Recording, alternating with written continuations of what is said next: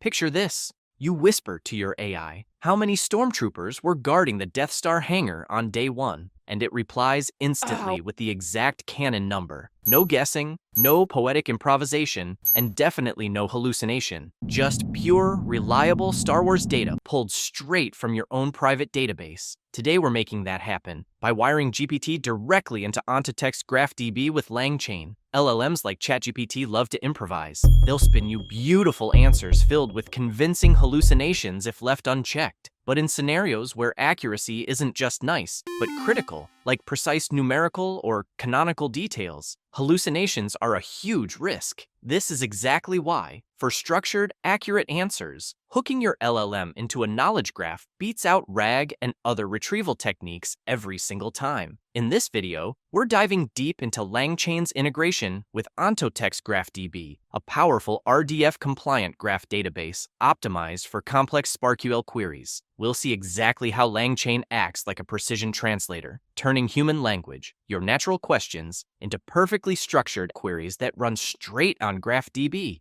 Here's what's happening under the hood. You ask a question. LangChain consults an ontology, a structured map of all the classes and properties available, to keep the LLM within strict boundaries. This means the LLM can't invent properties or facts that don't exist. Then, LangChain generates the exact SPARQL query needed. GraphDB executes this query, sends back verified facts, and only then does the LLM put these verified facts into a clear, natural-sounding answer. We're using VS Code as our environment, where I've set up a virtual environment and installed all dependencies from LangChain's documentation. Inside this project, there's a folder called Data, holding our Star Wars ontology and dataset. You can grab these directly from the GitHub repo linked below. But first things first, let's spin up our local GraphDB instance. Create a repository called Star Wars. Load the provided Star Wars data and ontology files, and you're all set. GraphDB even gives you a visual exploration tool, so you don't need to stare at raw triples all day. Alright, GraphDB's ready. Let's jump straight into the Python code. Step 1. Import the GraphDB helper class from LangChain. This lets our Python script talk directly to GraphDB. Next, import LangChain's pre-built question-answer chain. This is our heavy lifter. It has one job: translate plain English, run it on GraphDB, and translate the precise results back into English. Also, import the OpenAI wrapper. This lets LangChain call GPT as if it were just another Python function. Now, create a graph object pointing to our GraphDB Star Wars repo and pass it the ontology schema file. This schema ensures GPT sticks strictly to the facts. It literally can't go off script. Fire up the GPT model itself. Setting temperature equals 0 makes GPT's output completely deterministic, removing all creative improvisation. We want facts, not guesses. Finally, build our end-to-end pipeline, the QA chain. We set verbose equals true so we can watch every generated SPARQL query appear live in the terminal. This transparency is crucial. Now, when we run the script, it prints a friendly banner and enters a loop, waiting for our questions. We can exit at any time by typing quit or exit. Each question we type gets passed directly to LangChain's QA chain,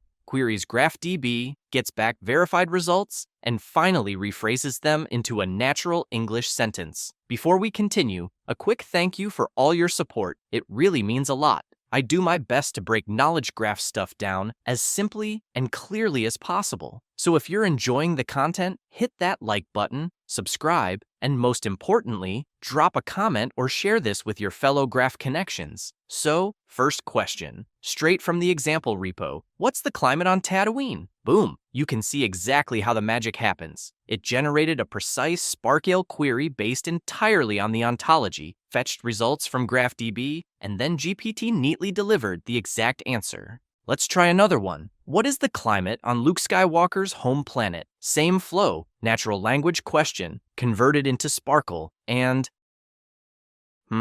this time, no answer. Interesting. Let's take a closer look at the generated SPARQL query in green. If you have some experience, you might already spot something odd here. Let's quickly verify this by copying the query directly into GraphDB. And, as we suspected, it returns nothing. So, looks like GPT Mini stumbled on this particular translation task. But at least no hallucinations, right? So, what if I switch the GPT model to 4.1 nano? Honestly, I don't know what will happen, so let's see by asking the same question again.